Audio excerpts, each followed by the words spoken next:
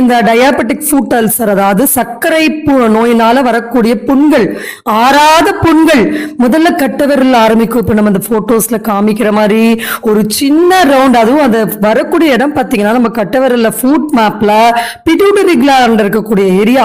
So அந்த area தான் நம்ம சுகர் வந்து கம்ப்ளீட்டா ஹீல் ஆகணும்னா அந்த ஒரு பர்டிகுலர் ஒரு பார்ட் தான் நமக்கு முக்கியமானது.